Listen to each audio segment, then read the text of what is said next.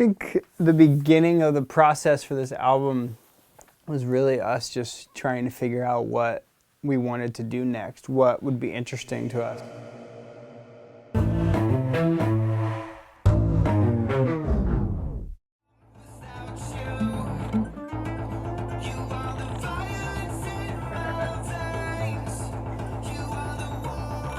I think this song was the first one to take it there, to where it felt like nothing we had ever done. It felt brand new, it felt dangerous, it felt exciting, it felt like, can we even do this? Is this so far off from what we've done that it doesn't make sense, but we just kept going. This one was interesting because Jared didn't actually hear this song for a while. It was me, Pat, Kenny, and John, and I remember the day we were writing it, it was like kind of this weird, super quirky feeling song. We're like, I don't know if this is even working, and it like kind of is like dancey in the verses, but the fast roll is like making you feel kind of like you're stumbling. We had a general outline of the track already composed, and I can't exactly remember how it came to be, but with the Maschine, there just opened up a million different doors for us. In essence, I just pulled up a string patch called Fake Tail Staccato and assigned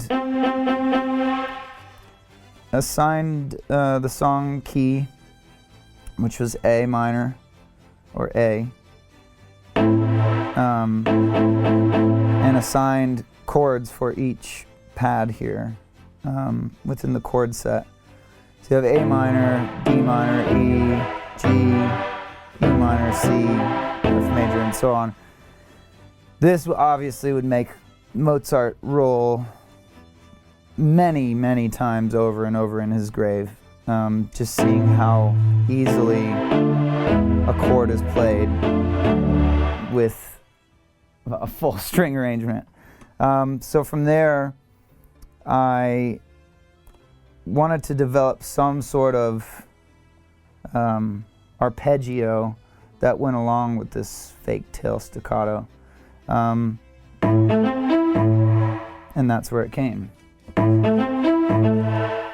And that was the birth of the intro string bit. Going from there, we fast forward to a blend of the strings, and that was one of the coolest parts to me on this whole record, was the ability to correspond with somebody that was 1,000 miles away or so. I'm not good at geography, but from where we were in Beltsville, and to be that far away from somebody in Seattle who essentially helped compose and arrange all these crazy sounds that we were manipulating in Maschine and bringing them to life in reality with a violin, viola, and cello, and basically sending back within hours the exact same arrangement, just in reality. So you could hear what a blend of the two then sound like.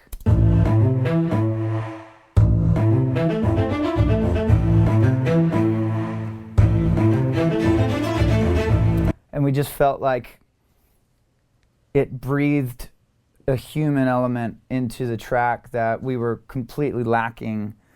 You know, because the nuances in the real strings they're human. They're slightly off time, they're slightly out of tune, whereas a computer doesn't know that. So what the computer sends is pure and true as far as, you know, technicality goes, but the human element sort of really responded well to making it feel like, you know, people actually played.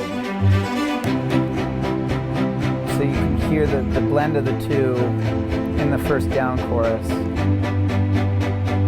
And what was really important for me was to be able to still feel the tempo and to feel like it was on time and true to the track. So that's basically how the strings were born, and we sort of rode this whole dynamic throughout the whole record in blending basically from Maschine Studio to reality and back. So we'd been kind of caught in this fear for a while where we wanted everything that we did in the studio to be able to be translated well when we did it at a show, and we didn't want things in the songs that we couldn't perform, live. And on this album, we just decided, like, the studio and a show are two completely different things. So why not, exploit everything that the studio has to offer, whether that is doing electronic things in the computer, or we don't just have to have two guitar players. We can have Jared play 5 different parts and put them on top of each other if that's what it calls for. So we just kind of threw everything we had at this album and wanted it to sound as big as humanly possible. And I think it was pretty well mapped out before we got in the studio. And then once we got there, it was just adding on those elements just to take it to this whole other level. Okay, so for a lot of the record, we really wanted it to be a sense of urgency, especially out of the gate for some of these songs. And I feel like for Numb, the way that we were going to do that was with these palm mutes on the guitar. And usually we don't like doing like the traditional sort of like really basic palm mutes in a verse. But for this one, I think the BPM was fast enough where you could kind of feel it right away out of the gate. It felt kind of rushed. And it just kind of sounds like this right off the top.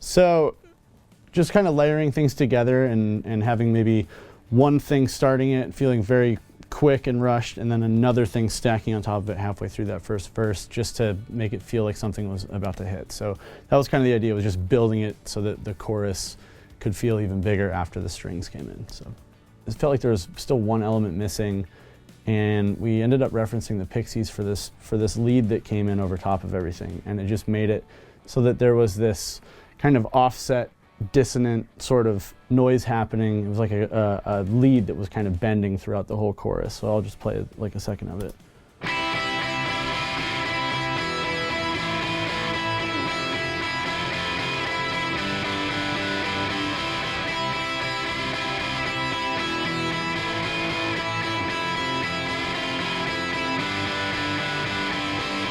So the idea that John has this big soaring melody, and then underneath it there's like this kind of chaos happening that fills the gaps in between just kind of the rhythm, which is just going straight. I think still carries that sense of urgency into the chorus and makes it feel a little bit like a little bit darker than where we were before we added those guitars in. For this song, there were a lot of things that we were able to do that just wouldn't have been a normal move for us.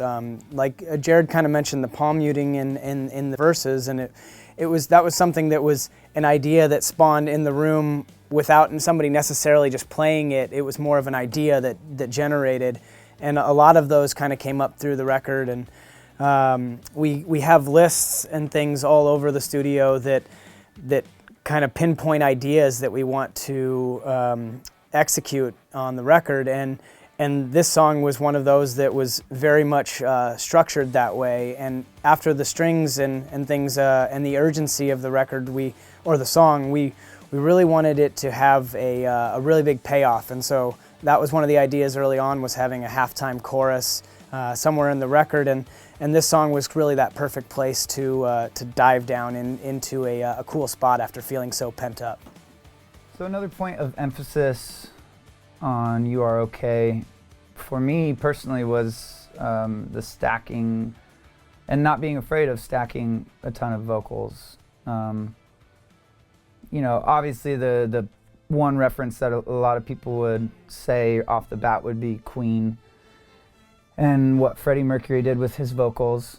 But I just wanted to throw as much into the tracks as I could that would still sound like us, but not us that people have heard before, if that makes sense. So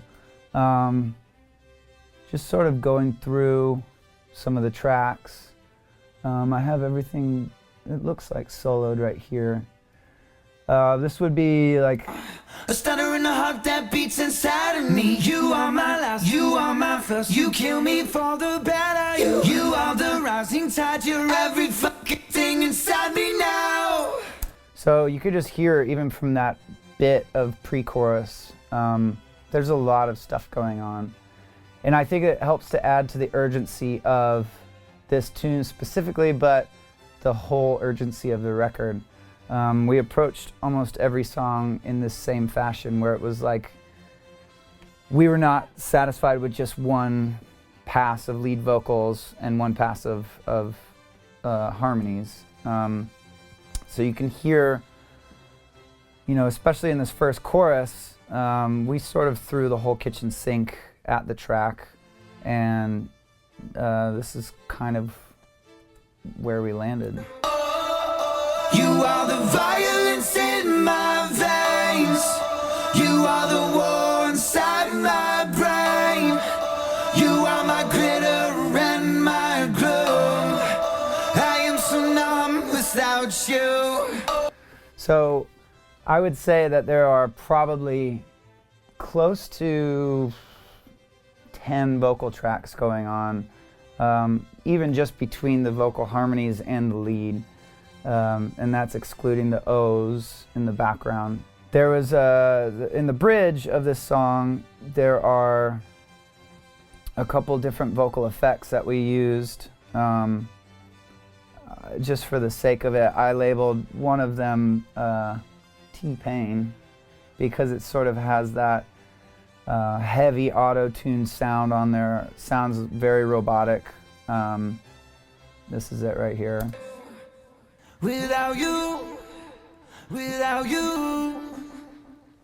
I'm numb without you.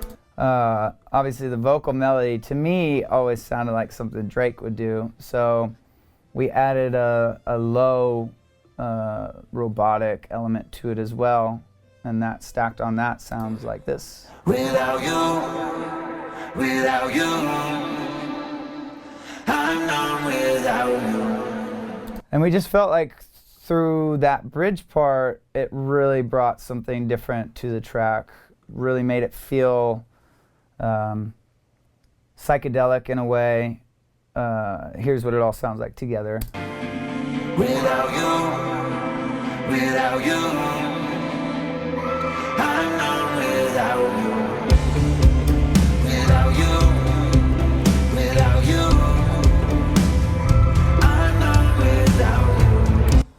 Yeah, so we just really didn't want to shy away from exploiting what it means to be in the studio, exploiting the idea that we can create these different worlds for our band, different universes that would expand any territory that we've ever visited in the past, and really felt like it was important to explore that with vocals because it's been so uncharted for us in the past.